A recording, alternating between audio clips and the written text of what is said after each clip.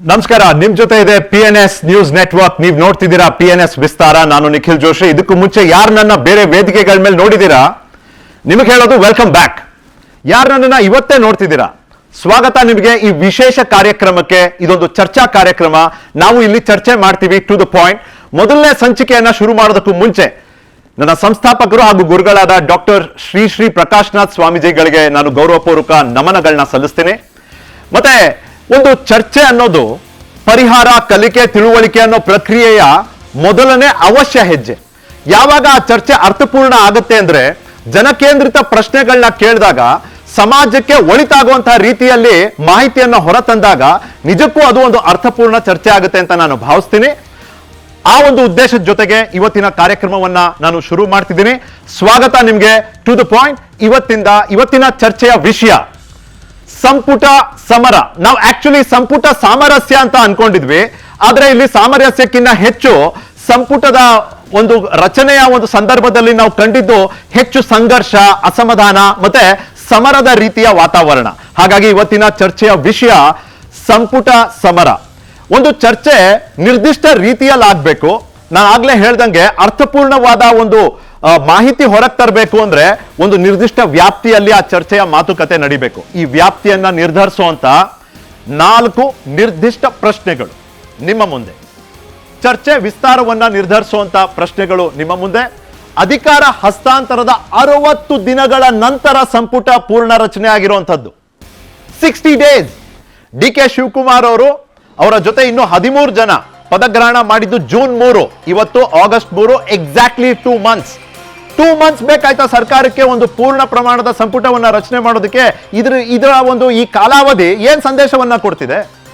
ಎರಡನೇ ಪ್ರಶ್ನೆ, ಪೂರ್ಣ ಸಂಪುಟ ರಚಿಸಿ ಮುಂದಿನ ದಿನಗಳ ಗೊಂದಲ ಮತ್ತೆ ಲಾಬಿ ಅಂತ ಸಮಸ್ಯೆಗಳನ್ನ ತಪ್ಪಿಸ್ಕೊಳ್ತಾ ಸರ್ಕಾರ. ಅಂದ್ರೆ ಸಾಧಾರಣ ನಾವು ಏನ್ ಅನ್ಕೊಂಡಿರ್ತೀವಿ, 2-3 ಜಾಗಗಳನ್ನ ಉಳಿಸ್ಕೋತಾರೆ, ಅಸಮಾಧಾನಿತರನ್ನ ನಿನಗೆ ಕೊಡ್ತೀವಿ ಅನ್ನೋ ರೀತಿನಲ್ಲಿ ಅವ್ರನ್ನ ಸಮಾಧಾನ ಮಾಡುವಂತ ಪ್ರಯತ್ನ ಮಾಡ್ತಾರೆ. ಇವತ್ತು ಯಾವುದೋ ಒಂದು ಕಾರಣಕ್ಕೆ ಒಂದು ಸ್ಥಾನವನ್ನ ಮಾತ್ರ ಉಳಿಸ್ಕೊಳ್ಳಾಯ್ತು. ಅದು ಒಬ್ಬ ಮಹಿಳೆಯ ಸ್ಥಾನವನ್ನ ಇವರು ತಡೆ ಹಿಡಿದಿದ್ದಾರೆ ಅನ್ನೋದು ಈಗಾಗಲೇ ಸಾಕಷ್ಟು ಚರ್ಚೆ ಆಗ್ತಿದೆ. ಹಾಗಾಗಿ ಈ ಪೂರ್ಣ ಪ್ರಮಾಣದ ಸಂಪುಟ ರಚನೆಯ ಹಿಂದಿನ ಉದ್ದೇಶ ಬಹುಶಃ ಮುಂದಿನ ದಿನಗಳಲ್ಲಿ ಯಾವುದೇ ಗೊಂದಲ ಬೇಡ, ಇನ್ಯಾರಿಗೂ ಅವಕಾಶ ಇರೋದಿಲ್ಲ ಅನ್ನೋದನ್ನ ಹೇಳ್ತಾ ಹೈಕಮಾಂಡ್ ಅನ್ನೋದು ನಮ್ಮ ಪ್ರಶ್ನೆ ಆಗಿರುತ್ತೆ. ಇನ್ನು ಕಡೆಗೂ ಪೂರ್ಣಗೊಂಡ CM DKಶ ಸಂಪುಟದಲ್ಲಿ ಮೇಲ್ಗೈ ಸಾಧಿಸಿದ ಬಣ ಯಾವುದು? ಇದು ಡೇ 1 ಇಂದಾನೇ ಚರ್ಚೆ ನಡೀತಾ ಇದೆ. ಯಾರ ಬಣ, ಯಾರ ಬೆಂಬಲಿಗರು ಅತಿ ಹೆಚ್ಚು ಸ್ಥಾನವನ್ನ ಪಡ್ಕೊಳ್ತಾರೆ ಸಂಪುಟದಲ್ಲಿ ಅಂತ. ಇಲ್ಲಿ ಬಣ ಅಂದ್ರೆ 1, 2, 3, 4 ಇದ್ದುವಲ್ಲ. ಒಂದು CM DK ಶಿವಕುಮಾರ್ ಅವ್ರ ಬಣ ಅಂತೆ, ಮತ್ತೊಂದು ಮಾಜಿ CM ಸಿದ್ದರಾಮಯ್ಯ ಅವ್ರ ಬಣ ಅಂತೆ, ಮೂರನೇದು ಹೈಕಮಾಂಡ್ ಬಣ ಅಂತೆ. ಲೇಟೆಸ್ಟ್ ಆಗಿ ಮತ್ತೆ ರೀಸೆಂಟ್ ಆಗಿ KPCCಯ ಅಧ್ಯಕ್ಷರಾಗಿ ನೇಮಕಗೊಂಡ BK ಹರಿಪ್ರಸಾದ್ ಅವ್ರದ್ದು ಕೂಡ ಒಂದು ಬಣ ಇತ್ತು. ನಮಗೆ ಹೇಳಿದ ಪ್ರಕಾರ 55 ಹೆಸರುಗಳಿತ್ತಂತೆ ಈ 20 ಸ್ಥಾನಗಳಿಗೆ. ಹೇಗೆ ತುಂಬಿದ್ದಾರೆ ಅಂತ ನೀವು ನೋಡಿದ್ದೀರಿ. ಇನ್ನ ಚರ್ಚೆಯ 4ನೇ ಪ್ರಶ್ನೆ, ಸರ್ಕಾರಕ್ಕಿರುವ ಸುಭದ್ರ ಬಹುಮತ ಅಸಮಾಧಾನಿತರನ್ನ ಬಲಿಷ್ಠವಾಗಿ ಎದುರಿಸೋ ಅವಕಾಶ ನೀಡಿದ್ಯಾ ಅಂತ. 136 ಇದಾರ್ರಿ. ಯಾರೋ ಇಬ್ರು ಹೋಗಿ ರೆಸಿಗ್ನೇಷನ್ ಕೊಟ್ರೆ ಸರ್ಕಾರ ಏನು ಅಲ್ಲಾಡೋಗುತ್ತಾ? ಬಹುಮತಕ್ಕೇನಾದ್ರು ಆಪತ್ತಿದ್ಯಾ? ಯಾವುದೂ ಇಲ್ಲ. ಹಾಗಾಗಿ ಮೊದಲನೇ ಬಾರಿಗೆ ನಾವು ಇವತ್ತು ಮಧ್ಯಾಹ್ನನೇ ನೀವು PNS ವಿಸ್ತಾರ ಗಮನಿಸಿದ್ರೆ ಅದರಲ್ಲಿ ನಾವು ಒಂದು ಸುದ್ದಿಯನ್ನ ಬ್ರೇಕ್ ಮಾಡಿದ್ವಿ. ಯಾರು ರಾಜೀನಾಮೆ ಕೊಡ್ತಾರೆ ಅದನ್ನ ಸ್ವೀಕರಿಸಿ. ಯಶವಂತ ರಾಯಗೌಡ ಪಾಟೀಲ್ರು ಹೋದ್ರು, ಕೊಟ್ಟರು ಕಾರ್ಯದರ್ಶಿಗಳು, ಅದನ್ನ ನಗ್ನಗ್ತಲ್ಲೇ ಸ್ವೀಕರಿಸಿದ್ರು ಕೂಡ. ಅಂದ್ರೆ ಏನ್ ಸಂದೇಶವನ್ನ ಕೊಡಕ್ ಹೋದ್ರು ಮುಖ್ಯಮಂತ್ರಿಗಳು ಮತ್ತೆ ಹೈಕಮಾಂಡ್ ಕೂಡ, ಯಾವ ಈ ಒಂದು ನಿರ್ಧಾರದ ಹಿಂದೆ ಇದ್ದಂತ ಒಂದು ಆಲೋಚನೆ ಏನು ಅಂತ. ಸುಭದ್ರ ಬಹುಮತ ಆ ಆಲೋಚನೆಗೆ ಒಂದು ರೀತಿ ಪುಷ್ಟಿ ತುಂಬುತ್ತಾ ಅನ್ನೋದು. ಎಷ್ಟೇ ಅಂದ್ರೂ ಒಮ್ಮೊಮ್ಮೆ ವಿಸ್ತಾರವನ್ನ ನಾವು, ಆ ವ್ಯಾಪ್ತಿಯನ್ನ ನಾವು ಹೆಚ್ಚಿಸಬೇಕಾಗ್ತದೆ. ಹಾಗಾಗಿ ಇವತ್ತಿನ ಎಲ್ಲರ ಗಮನವನ್ನ ಸೆಳೆದಂಥ ಮತ್ತೊಂದು ಸನ್ನಿವೇಶ, ಅದನ್ನ ನಾವು ವ್ಯಾಪ್ತಿ ಎಕ್ಸ್ಟೆನ್ಷನ್ ಅಂತ ನೋಡಿ 5ನೇ ಪ್ರಶ್ನೆಯನ್ನ ನಿಮ್ಮ ಮುಂದೆ ತರ್ತೀವಿ. ಮಾಜಿ CM ಸಿದ್ದರಾಮಯ್ಯರ ಗೈರು ಪಕ್ಷಕ್ಕೆ ಏನು ಸಂದೇಶ ನೀಡಿದೆ ಅಂದ್ರೆ, ಇದು ಅವರ ಅಸಮಾಧಾನದ ಅಭಿವ್ಯಕ್ತಿನ ಅನ್ನೋದು ನನ್ನ ಪ್ರಶ್ನೆ. ಅಸಮಾಧಾನದ ಅಭಿವ್ಯಕ್ತಿನ ಅಂತ. ಇನ್ಫ್ಯಾಕ್ಟ್ ಈ ಚರ್ಚೆಯಲ್ಲಿ ನನ್ನ ಜೊತೆ ಭಾಗವಹಿಸೋದಕ್ಕೆ JDSನ ವಕ್ತಾರರಾದ ಅಶ್ವಿನ್ ಇದ್ದಾರೆ, BJPಯಿಂದ ಮೋಹನ್ ವಿಶ್ವ ಅವರಿದ್ದಾರೆ, ರವೀಂದ್ರ ರೇಷ್ಮೆ ಅವರಿದ್ದಾರೆ, ಹಿರಿಯ ಪತ್ರಕರ್ತರು ಮತ್ತೆ ರಾಜಕೀಯ ವಿಶ್ಲೇಷಕರು, ಕಾಂಗ್ರೆಸ್ನ ಪ್ರತಿನಿಧಿಸ್ತಿರೋರು Darshan. Thank you Darshan, thank you Ashwin, thank you Mohan, thank you Ravindra Reshme ಅವರೇ. ನೀವು ನಿಮ್ಮ ಸಮಯವನ್ನ ಕೊಟ್ಟು ಈ ಚರ್ಚೆಯಲ್ಲಿ ಭಾಗವಹಿಸೋದಕ್ಕೆ ಬಂದಿದ್ದೀರಿ. ಈ ಚರ್ಚೆಯನ್ನು ಶುರು ಮಾಡೋದಕ್ಕೆ ಮುಂಚೆ ಬಹಳ ಕ್ವಿಕ್ ಆಗಿ ಯಾವ ರೀತಿಯ ಅಸಮಾಧಾನ ಇತ್ತು. ಇದು ಸಣ್ಣ ಪುಟ್ಟ ಹೇಳಿಕೆಯ ಅಸಮಾಧಾನ ಅಲ್ಲ. ಟೈರ್ ಸುಟ್ರು, ಬೇಸರ ಮಾಡ್ಕೊಂಡು ಘೋಷಣೆ ಕೂಗಿದ್ರು, ಒಂದು ಎಲ್ಲರೂ ಒಂದು ರೀತಿಯಲ್ಲಿ ಕಲೆಕ್ಟಿವ್ ರೆಸಿಗ್ನೇಷನ್ ಕೊಡ್ತೀನಿ ಅಂತ ಮುಂದಾಗ್ಬಿಟ್ರು. ಆ ಪ್ರಮಾಣದಲ್ಲಿ ಬೇಸರವನ್ನ ತಂದಿದೆ ಕಾಂಗ್ರೆಸ್ಸಿಗೆ. ಇದು ಯಾವತ್ತೂ ಇದ್ದಿದ್ದೇನೆ problem. Let's play those visuals please. ಅಸಮಾಧಾನಗೊಂಡಿದ್ದು ಮೈಸೂರಿನಲ್ಲಿ ತನ್ವೀರ್ ಸೇಠ್ ಅಭಿಮಾನಿಗಳು, ಬೆಂಬಲಿಗರು, ಅವರಿಗೆ ಒಪ್ಪಿಗೆ ಇರಲಿಲ್ಲ. ಈ ಬಾರಿ ಬಹಳ ನಿರೀಕ್ಷೆ ಇಟ್ಕೊಂಡಿದ್ರು ತನ್ವೀರ್ ಸೇಠ್ ಅವರ ಅಭಿಮಾನಿಗಳು. ಅಲ್ಪಸಂಖ್ಯಾತ ಸಮುದಾಯ, ಮೈಸೂರು ಪ್ರಾತಿನಿಧ್ಯ ಎರಡೂ ಕೋರ್ಟ್ದಲ್ಲಿ ನಮ್ಮ ನಾಯಕರಿಗೆ ಅವಕಾಶ ಸಿಗಬೇಕು ಅಂತ ಅವ್ರು ಅನ್ಕೊಂಡಿದ್ರು. ಇಲ್ಲಿ ಬೆಂಗಳೂರಿಗೆ ಬಂದರೆ ಲೇಔಟ್ ಕೃಷ್ಣಪ್ಪ ಮತ್ತೆ ಅವರ ಮಗ ಪ್ರಿಯಾ ಕೃಷ್ಣ, ಅವ್ರ ಇಬ್ಬರಲ್ಲಿ ಒಬ್ರಿಗಾದ್ರೂ ಒಂದು ಸ್ಥಾನ ಇರುತ್ತೆ ಅಂತ ಅನ್ಕೊಂಡಿದ್ರು. ಅದು ಆಗದೆ ಇದ್ದಂಥದ್ದು. ಇನ್ನ ಬದರ್ಲಿ ಅವರು, ಹಂಪನಗೌಡ ಬದರ್ಲಿ ಅವರು ರಾಯಚೂರು ಪ್ರಾತಿನಿಧ್ಯ ಅನ್ನೋದು ಒಂದಾದ್ರೆ ಪಕ್ಷ ನಿಷ್ಠೆ, 6-7 ಬಾರಿ ಶಾಸಕರಾಗಿದ್ದಾರೆ. ಇಷ್ಟೆಲ್ಲ ಇದ್ರೂ ಕೂಡ ಯಾವ ಮಾನದಂಡ ನಾನು ಪೂರೈಸಲಿಲ್ಲಪ್ಪ, ನಮ್ಗೆ ಯಾಕೆ ಕೊಡ್ಲಿಲ್ಲ ಅನ್ನೋ ಪ್ರಶ್ನೆ ಕೂಡ ಅವರು ಕೇಳ್ತಾರೆ. ಈ ರೀತಿ 10 ಪ್ರತಿಭಟನೆಗಳು ನಡೆದೋದ್ವು ಇವತ್ತು ಬೇರೆ ಬೇರೆ ಭಾಗಗಳಲ್ಲಿ, ರಾಜ್ಯದ ಬೇರೆ ಬೇರೆ ಭಾಗಗಳಲ್ಲೂ ನಡೆದ್ವು, ಬೆಂಗಳೂರು ನಗರದ ಬೇರೆ ಬೇರೆ ಭಾಗಗಳಲ್ಲೂ ನಡೆದ್ವು. ನಾವು ಮಾತನಾಡ್ತಾ ಆ ವಿಜುವಲ್ಗಳನ್ನ ನಾನು ನಿಮಗೆ ತೋರಿಸ್ತಾ ಹೋಗ್ತೀನಿ. ಮೊದಲನೇದಾಗಿ ಸಂಪುಟ ಫುಲ್ ಆಯ್ತು ದರ್ಶನ್, ಇನ್ಮೇಲೆ ಫುಲ್ ಆಡಳಿತನ ಈ ರಾಜ್ಯದ ಜನ ಎಕ್ಸ್ಪೆಕ್ಟ್ ಮಾಡ್ಬೋದಾ? ಕೃಷಿ ಇರಲಿಲ್ಲ, ನಮಗೆ ಅಲ್ಲಿ ಬರದಿಂದ ಬೆಳೆ ನಷ್ಟ ಆಯಿತು, ಪ್ರವಾಹದಿಂದ ನಷ್ಟ ಆಯಿತು. ಇದನ್ನ ಸಮೀಕ್ಷೆ ಮಾಡೋದಕ್ಕೂ ತಂಡಗಳಿಲ್ಲ. ಒಬ್ಬೊಬ್ಬರಿಗೆ 2-3 ಜಿಲ್ಲೆ ಕೊಟ್ಟು ನೀವು ನಿಭಾಯಿಸ್ತಿದ್ದೀರಿ. ಫುಲ್ ಕ್ಯಾಬಿನೆಟ್ ಇನ್ಮೇಲಿಂದ ಸಿಗುತ್ತಾ ನಮಗೆ? ಫುಲ್ ಅಡ್ಮಿನಿಸ್ಟ್ರೇಷನ್, ಫುಲ್ ಆಡಳಿತ. ಖಂಡಿತ. ಮೊದಲು ನೀವು ಬರದ ವಿಚಾರ ಕೇಳಿದಾಗ ಖುದ್ದು ಮುಖ್ಯಮಂತ್ರಿಗಳೇ ಚಿತ್ರದುರ್ಗ ಭಾಗಕ್ಕೆಲ್ಲ ಹೋಗಿ ಬರದ ವೀಕ್ಷಣೆಯನ್ನು ಮಾಡುವಂತಹ ಕೆಲಸವನ್ನು ಮಾಡಿದರು. ಹಾಗೆ ಕೇಂದ್ರಕ್ಕೂ ಮನವಿಯನ್ನು ಮಾಡಿದ್ದಾರೆ. ಏನು ಸಚಿವ ಸಂಪುಟ ಏನು ಸಂಪೂರ್ಣ ಆಗಿಲ್ಲ ಅಂತಂದ್ರು, ಏನು ಮಂತ್ರಿಗಳಿದ್ರು ಅವ್ರ ಜೊತೆಗೆ ಮುಖ್ಯಮಂತ್ರಿಗಳು ಭಾಳ ಉತ್ತಮವಾದಂಥ ಕೆಲಸವನ್ನು ಮಾಡಿದರು. ಇವತ್ತು ರಾಜ್ಯದ ಒಂದು ಸಚಿವ ಸಂಪುಟ ಏನು ಭಾಳ ನಿರೀಕ್ಷೆಯಿಂದ ನಾವು ಕಾಯ್ತಾ ಇದ್ವಿ, ಆ ಒಂದು ಸಚಿವ ಸಂಪುಟ ಸಂಪೂರ್ಣ ಆಗಿದೆ. ಖಂಡಿತವಾಗ್ಲೂ ಕರ್ನಾಟಕಕ್ಕೆ ಒಂದು ವಿನೂತನವಾದಂತಹ ಸರ್ಕಾರ ಕೊಡೋದ್ರಲ್ಲಿ ಎರಡನೇ ಮಾತಿಲ್ಲ. ಅದರಲ್ಲೂ ಭಾಳಷ್ಟು ವಿಷನರಿ ಇಟ್ಕೊಂಡಿರ್ತಕ್ಕಂಥ ಮಾನ್ಯ ಡಿ ಕೆ ಶಿವಕುಮಾರ್ ಅವರು ಮತ್ತು ಇವತ್ತು ಆ ಒಂದು ಸಚಿವ ಸಂಪುಟದಲ್ಲಿ ಸೇರ್ಕೊಂಡಿರ್ತಕ್ಕಂಥ ಎಲ್ಲ ಸಚಿವರಿಗೂ ಶುಭವನ್ನು ಕೋರ್ತಾ ಮುಂದಿನ ದಿನಮಾನಗಳಲ್ಲಿ ನಮ್ಮ ಸರ್ಕಾರಕ್ಕೆ, ಯಾಕೆಂದರೆ ಪ್ರಶ್ನೆ ಮಾಡುವಂಥವ್ರು ತಾವಿದ್ದೀರಿ, ತಮ್ಮ ಮುಂದೆ ಉತ್ತರ ಕೊಡೋದಕ್ಕೆ ನಾವು ಖಂಡಿತ ಪ್ರತಿದಿನ ಬರೋರಿದ್ದೀವಿ. ನಿಜಕ್ಕೂ ಒಂದು ಉತ್ತಮವಾದಂಥ ಸರ್ಕಾರವನ್ನು ನಾವು ಕಾಂಗ್ರೆಸ್ ಖಂಡಿತವಾಗ್ಲೂ ಕೊಟ್ಟೇ ಕೊಡ್ತೀವಿ ಸರ್. ರೈಟ್. ವಿರೋಧ ಪಕ್ಷದವ್ರು ನೀವು ಸಮ್ಮತರಿದ್ದೀರಾ? ಈಗ ನೀವು ಮೈತ್ರಿಯಲ್ಲಿ ಬೇರೆ ಇರೋದ್ರಿಂದ ನಿಮ್ಮ ಅಭಿಪ್ರಾಯ ನಾವು ಒಂದೇ ಅಂತಾನೆ ಸ್ವೀಕರಿಸೇ ಮಾತಾಡ್ತೀವಿ ಬೇಕಾರೆ. ಬಟ್ ಮೋಹನ್, ಆಯ್ತಲ್ಲ, I mean it took 60 days. What's the problem? Nikhil, ದಿನ ಆಯ್ತು to remind you. Nikhil, before that congratulations to you for coming back. ಭಾಳ ಖುಷಿ ಆಯಿತು, ಭಾಳ ದಿವಸ ಇನ್ಫ್ಯಾಕ್ಟ್ ಮಿಸ್ ಆಗಿದ್ರಿ. ನೀವು ಆಲ್ ದಿ ಬೆಸ್ಟ್ ಅಗೇನ್. ಈಗ ನಿಮ್ಮ ಪ್ರಶ್ನೆಗೆ ಉತ್ತರ ಕೊಡೋದಾದರೆ ನೋಡಿ, ಕಾಂಗ್ರೆಸ್ ಸರ್ಕಾರ 2023 ಅಧಿಕಾರಕ್ಕೆ ಬಂದಾಗ್ಲಿಂದಾನು ರಾಜ್ಯ ಜನತೆ ನೋಡೋ ಒಂದು ಸರ್ಕಸ್ ಅಷ್ಟೇ. ಫ್ರಮ್ ಡೇ 1 ಯಾರು ಮುಖ್ಯಮಂತ್ರಿ ಆಗಬೇಕು, ಯಾರು ಉಪಮುಖ್ಯಮಂತ್ರಿ ಆಗಬೇಕು, ಯಾರು ಕ್ಯಾಬಿನೆಟ್ ಆಗಬೇಕು, ಈ ಪ್ರಹಸನನೇ ನಿಮಗೆ ಮುಖ್ಯಮಂತ್ರಿ ಪ್ರಹಸನ 15 ದಿವಸ ನಡೆದೋಯ್ತು. ಸಿದ್ದರಾಮಯ್ಯನವ್ರು ಆಗ್ಬೇಕಂತೆ, ಡಿ ಕೆ ಶಿವಕುಮಾರ್ ಆಗ್ಬೇಕಂತೆ, ಡೆಲ್ಲಿಗೆ ಹೋಗಿ ಬರೋದಂತೆ, ಡಿ ಕೆ ಹೋಗಲ್ಲ ಅಂತ ಮುನ್ಸ್ಕೊಂಡು ಕುತ್ಕೊಳ್ಳೋದಂತೆ. ಆಯಿತು, ಅದಾದ್ಮೇಲೆ ಮುಖ್ಯಮಂತ್ರಿ ಸಿದ್ದರಾಮಯ್ಯನವರು ಆದರು. ಅದಾದ ನಂತರ ಸಚಿವ ಸಂಪುಟ, ಅಲ್ಲೊಂದು ಸರ್ಕಸ್ಸು. ಅದಾದಮೇಲೆ ಒಂದು 3 ತಿಂಗಳಪ್ಪ ಸ್ಟಾರ್ಟ್ ಆಯಿತು. ನಾಳೆ ಬದಲಾವಣೆ ಅಂತೆ, ನಾಡಿದ್ದು ಬದಲಾವಣೆ ಅಂತೆ, ಆ ತಿಂಗಳ ಕ್ರಾಂತಿ ಅಂತೆ, ಈ ತಿಂಗಳ ಕ್ರಾಂತಿ ಅಂತೆ, 2.5 ವರ್ಷ ಅಂತೆ, 2.5 ವರ್ಷ ಅಂತೆ, ಅರ್ಧ ಅಂತೆ, ಬರೀ ಇದರಲ್ಲೇ ತಳ್ಕೊಂಡು ಹೋಗ್ಬಿಟ್ರು. ಈ ಮಧ್ಯೆ ಸ್ಕ್ಯಾಮ್ಗಳು.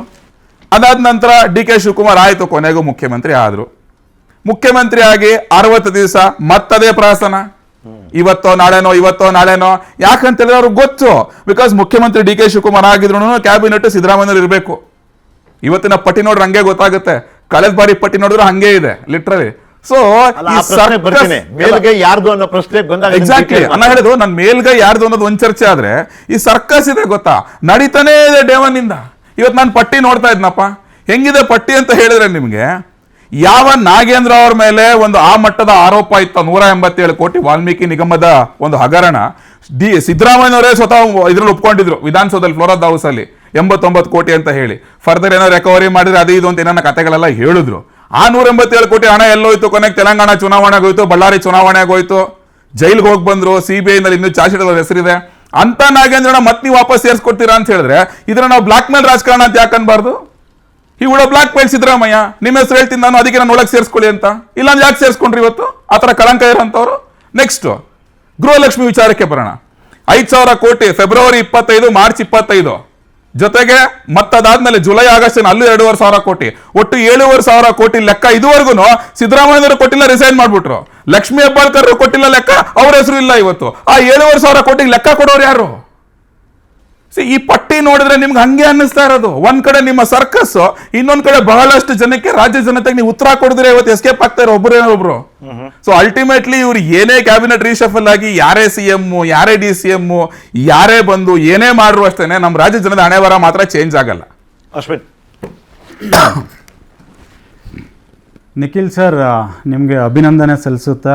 To the point, time waste ಮಾಡದೆ ಡೈರೆಕ್ಟಾಗಿ ಪಾಯಿಂಟಿಗೆ ಬರೋಣ. ನೋಡಿಗರಿಗೂ ಕರ್ನಾಟಕ ಜನತೆ ಗೊತ್ತಾಗಬೇಕು, ಸುಮ್ಮನೆ ಏನೇನೋ ಮಾತಾಡ್ತಿದ್ದಾರೆ ಅನ್ನೋದಕ್ಕೂ ಒಂದು ಟು ದ ಪಾಯಿಂಟ್ ಅಂತ ನೀವು ಹೇಳ್ತಿರ್ತೀರಲ್ಲ, ನಮಗೆ ಖುಷಿ. ತುಂಬ ಮಿಸ್ ಮಾಡ್ಕೊಂಡಿದ್ವಿ, ಮನಸ್ಫೂರ್ತಿಯಾಗಿ ಹೇಳ್ತಿದ್ದೀನಿ. ನಿಮ್ಮ ಒಂದು ಈ ಒಂದು ರೀ ಎಂಟ್ರಿ ಇದೆಲ್ಲ ಭಾಳ ಖುಷಿ ಆಗ್ತಿದೆ ಹೇಳಲಿಕ್ಕೆ.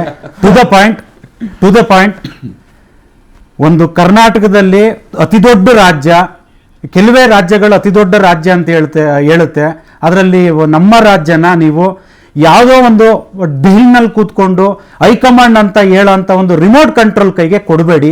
ಯಾಕೆಂದರೆ ಗುಜರಾತ್ ಇದೆ, ಅಲ್ಲಿ BJP ಆಡಳಿತದಲ್ಲಿದೆ, ಗುಜರಾತಿ ಆಡಳಿತ ನಡೆಸುತ್ತೆ. ಮಹಾರಾಷ್ಟ್ರದಲ್ಲಿದೆ, ಮಹಾರಾಷ್ಟ್ರದಲ್ಲಿ ಕಾಂಗ್ರೆಸ್ ಅವರು ಇದ್ರು, ಅವರೂ ಆಡಳಿತ ನಡೆಸುತ್ತೆ. ಎಕ್ಸಾಂಪಲ್ ತಮಿಳ್ನಾಡಲ್ಲಿ ನೋಡಿ. ಹಾಗಾಗಿ ಕರ್ನಾಟಕನ ದೆಹಲಿನ ಹೈಕಮಾಂಡ್ಗೆ ರಿಮೋಟ್ ಆಗಿ ಕೊಟ್ಟು ನೀವು ಆಡಳಿತ ನಡೆಸಬೇಡಿ. ಬಹುಶಃ ಇತಿಹಾಸದಲ್ಲಿ 136 ಸೀಟ್ ಕೊಟ್ಟು ಸಮ್ಮಿಶ್ರ ಸರ್ಕಾರಗಳೇ ಚೆನ್ನಾಗಿ ನಡೆಯುತ್ತೆ. ಆಂಧ್ರ ಪ್ರದೇಶದಲ್ಲಿ ನೋಡಿ ತುಂಬ ಚೆನ್ನಾಗಿ ನಡೀತಿದೆ, ಮಹಾರಾಷ್ಟ್ರದಲ್ಲಿ ನೋಡಿ ಸಮ್ಮಿಶ್ರ ಸರ್ಕಾರಗಳೇ ಚೆನ್ನಾಗಿ ನಡೀತಿದೆ. ಯಾಕೆ ನೀವು 136 ಅಂತ ಕೊಟ್ಟಂತ ಒಂದು ದೊಡ್ಡ ಮೊತ್ತದ ಸಂಖ್ಯೆಗೆ ನೀವು ಸಮ್ಮಿಶ್ರ ಸರ್ಕಾರಕ್ಕಿಂತ ಹೋಪ್ಲೆಸ್ ಆಗಿ ನಡೆಸ್ತಿದ್ದೀರಾ? ರೈತರು ಶಾಪ, ರೈತರು ಕೋಪದಲ್ಲಿದ್ದಾರೆ, ಜನರು ಕಣ್ಣೀರ್ ಹಾಕ್ತಿದ್ದಾರೆ, ಆಡಳಿತ ಡಿಸಿಷನ್ ತಗೊಳ್ಳೋದ್ರಲ್ಲಿ ಗೊಂದಲದಲ್ಲಿದ್ದಾರೆ. ಈಗ ರೈತರು ಕಣ್ಣೀರ್ ಒರೆಸ್ಬಿಡ್ತಾರೆ, ಅವ್ರ ಕೋಪನ ಶಮನಗೊಳಿಸ್ತಾರೆ. ನಿಖಿಲ್ ಸರ್, 3.5 ವರ್ಷ ಕಳಿತು. 3.5 ವರ್ಷದಲ್ಲಿ ಒಂದು ಅತ್ಯುತ್ತಮವಾದಂತ ಕರ್ನಾಟಕ ಕಾಂಗ್ರೆಸ್ ಸರ್ಕಾರ ಕೊಡುಗೆ ಕೊಟ್ಟಿದೆ ಅಂತ ಒಂದು ಹೇಳಲಿಕ್ಕೂ ಇಲ್ಲ. ಒಂದು ನಾನು ಕೇಳ್ತೀರ 10 ಕೊಡಿ ಅಂತ ಹೇಳ್ತೀನಿ. 5 ಗ್ಯಾರಂಟಿ ಹೇಳ್ತಾರೆ, ನೀವು ಒಂದು ಕೇಳ್ತಿದ್ರಿ, ಅವ್ರು 5 ಗ್ಯಾರಂಟಿ ಹೇಳ್ತಾರಲ್ಲ. 5 ಗ್ಯಾರಂಟಿ ಕೊಟ್ಟು ಇದೇ ನಿಮ್ಗೆ ಉದಾಹರಣೆ ಕೊಡ್ತೀನಿ ಈ ಚಾನಲ್ ಅಲ್ಲಿ ಹೇಳ್ಬಾರ್ದು. ಯಾಕಂದ್ರೆ ನಾವು ಪ್ರಥಮವಾಗಿ ಇಲ್ಲಿ ಕೂತ್ಕೊಂಡಿದ್ದೀವಿ ಟು ದ ಪಾಯಿಂಟ್ ಅಲ್ಲಿ. ಮೇಲ್ಕೋಟೆ ವಿಧಾನಸಭಾ ಕ್ಷೇತ್ರದಲ್ಲಿ ಬೇವ್ಕಲ್ ಗ್ರಾಮದಲ್ಲಿ ದಂಪತಿಗಳು ಆತ್ಮಹತ್ಯೆ ಮಾಡ್ಕೊಂಡಿದ್ದಾರೆ ಸರ್, ಸಾಲ ಬಾಧೆಗೆ ಎದುರಿ. ಅವ್ರ ಕನಿಷ್ಠ ಸೌಜನ್ಯಕ್ಕೆ ಸರ್ಕಾರದಿಂದ ಒಬ್ರು ಉಸ್ತುವಾರಿ ಸಚಿವರು ಹೋಗಿಲ್ಲ, ಅಲ್ಲಿನ ಕಾಂಗ್ರೆಸ್ ಸರ್ಕಾರದವರು ಹೋಗಿಲ್ಲ, ಅಧಿಕಾರಿಗಳು ಹೋಗಿಲ್ಲ. ಸಾಲ ಬಾಧೆಗೆ ಆತ್ಮಹತ್ಯೆ ಮಾಡ್ಕೊಂಡಿದ್ದಾರೆ. ನಾನು ಕೇಳೋದು 3.5 ವರ್ಷದಲ್ಲಿ ಒಂದು ಕೊಡುಗೆ ಕೊಡ್ಲಿಕ್ಕಾಗಿಲ್ಲ. ಇನ್ನು 1.5 ವರ್ಷದಲ್ಲಿ ನೀವು ನಂಬಲ್ಲ, ಕಳೆದ 2 ತಿಂಗಳಿಂದ ಎಲ್ಲಾದ್ರಲ್ಲೂ ಇರುತ್ತೆ. ಆಡಳಿತದಲ್ಲಿ ಗೊಂದಲ ಇದೆ, ಶಾಸಕರು ಕನ್ಫ್ಯೂಷನ್ ಅಲ್ಲಿ ಇದ್ರು, ಸಚಿವರುಗಳು ವಿಚಲಿತರಿದ್ರು. ಗವರ್ನೆನ್ಸ್ ಆಡಳಿತ ನಡೆಸೋದ್ರಲ್ಲಿ ಡಿಸಿಷನ್ ತಗೊಳಕ್ ಆಗ್ತಿರ್ಲಿಲ್ಲ. ಬರ ಪರಿಹಾರ ವ್ಯವಸ್ಥೆಯಲ್ಲಿ ನೀವು ಹಿಂದುಳಿದ್ರಿ, ಕಾವೇರಿ ವಿಚಾರದಲ್ಲಿ ಹಿಂದುಳಿದ್ರಿ. ಒಂದು ಸರ್ವಪಕ್ಷ ಸಭೆ ಕರೆಯಲಿಕ್ಕೆ ಆಗ್ಲಿಲ್ಲ. ಎಲ್ಲಾದ್ಮೇಲೆ ಕೋಟೆ ಕೊಳ್ಳೆ ಹೊಡೆದ್ಮೇಲೆ ನೀವೇ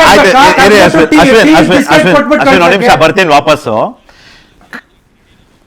ರವೀಂದ್ರ ರೇಷ್ಮೆ ಸರ್, 60 ದಿನಗಳು ತಗೊಂಡ್ರು ಈ ಸಂಪುಟನ ಪೂರ್ಣ ಪ್ರಮಾಣದಲ್ಲಿ ರಚನೆ ಮಾಡ್ಲಿಕ್ಕೆ. ಆದ್ರೆ 60 ದಿನಗಳ ನಂತರನೂ ಅಸಮಾಧಾನ ಇಲ್ಲದಂತ ಸಂಪುಟ ನಮಗೆ ಸಿಗ್ಲಿಲ್ಲ. ಸಾಮರಸ್ಯ ಇರ್ಬೇಕಾದ ಕಡೆ ನಾವು ಸಮರವನ್ನ ನೋಡ್ತಿದ್ದೀವಿ. ಪ್ಲೀಸ್ ನಿಮ್ಮ ವಿಶ್ಲೇಷಣೆ. ನಿಖಿಲ್ ಜೋಶಿ, ನಿಮ್ಮ ಟು ದ ಪಾಯಿಂಟ್ ಅಂತ ತಂದ್ಬಿಟ್ಟಿದ್ದೀರಿ ವಿಸ್ತಾರ ಚಾನಲ್ಗೆ. ನಿಮ್ಗೆ ಒಳ್ಳೇದಾಗಲಿ, ನಿಮ್ಮ ಚಾನಲ್ಗೆ ಒಳ್ಳೇದಾಗಲಿ. Thank you sir. ಅರ್ಥಪೂರ್ಣ ಚರ್ಚೆಯನ್ನು ಬಯಸ್ತಾ ಇದ್ದೇನೆ ಅನ್ನೋ ನಿಮ್ಮ ಆಶಯವನ್ನು ವ್ಯಕ್ತಪಡಿಸಿದ್ರಿ. ಅದ್ರ ಜವಾಬ್ದಾರಿ ನಮ್ಮ ಮೇಲೂ ಇದೆ. ಇಲ್ಲಿ ಯಾರು ಪಾಲ್ಗೊಳ್ತಾ ಇರ್ತೀವಿ. ಅವತ್ತು ಜೂನ್ 3ನೇ ತಾರೀಕು ಮೊದಲ ಕಂತಿನ ಮಂತ್ರಿಮಂಡಲ ರಚನೆ ಆದಾಗ ಸ್ಥಾನ ಸಿಗದೇ ಇದ್ದವ್ರ ಅತೃಪ್ತಿ ಅಲ್ಲ, ಸ್ಥಾನ ಸಿಕ್ಕವ್ರ ಅತೃಪ್ತಿ ವ್ಯಕ್ತಪಡಿಸಿದ್ರು. ಅದು ಬಹಳ ಆಶ್ಚರ್ಯಕರ. ರಾಮಲಿಂಗಾರೆಡ್ಡಿ ಅವರಿಗೆ ನೀರಾವರಿ ಖಾತೆ, ಅಯ್ಯೋ ಬೇಡ ಬೇಡ ಬೇಡ, ನನಗೆ ಹಳ್ಳಿಗಳ ಕಡೆ ಹೆಚ್ಚು ನಂಗೆ ಪರಿಚಯನೇ ಇಲ್ಲ, ನನಗೆ ಬೆಂಗಳೂರು ಡೆವಲಪ್ಮೆಂಟ್ ಬೇಕಾಗಿತ್ತು. ಅವರು ಹೋಗ್ಲಿ, ಬೆಂಗಳೂರು ಡೆವಲಪ್ಮೆಂಟ್ ಕೊಟ್ಟ ಕೃಷ್ಣ ಬೈರೇಗೌಡರು ಅವರು ನನಗೆ ಕೊಡೋದಿದ್ರೆ ಎಲ್ಲ ಕೊಡಿ, ಗ್ರೇಟರ್ ಬೆಂಗಳೂರು BDA ಸೇರಿಸ್ಕೊಡಿ, ಇದ್ರೆ ಬೇಡ ಅಂತ. ಕಡೆ ಕೃಷ್ಣ ಬೈರೇಗೌಡರು ಯಾರ ಮೇಲೆ ಸೇಡಿ ತೀರಿಸ್ಕೊಂಡ್ರು, ಬಡವ್ರ ಮೇಲೆ ಬುಲ್ಡೋಸರ್ ಹೊಡಿಸ್ಬಿಟ್ರು. ಇವತ್ತು ನಮ್ಮ ಪ್ರಗತಿಪರರು ಎಡಪಂಥೀಯರು ನಾನು ಕೇಳಲಿಕ್ಕೆ ಬಯಸ್ತೀನಿ, ಒಬ್ಬರಾದ್ರೂ ಚಕಾರ ಎತ್ತಿದ್ರೇನ್ರಿ? ಮಧ್ಯಮ ವರ್ಗದ ಹುಡುಗರದು ನೀಟ್ ಪರೀಕ್ಷೆ ಸೋರಿಕೆ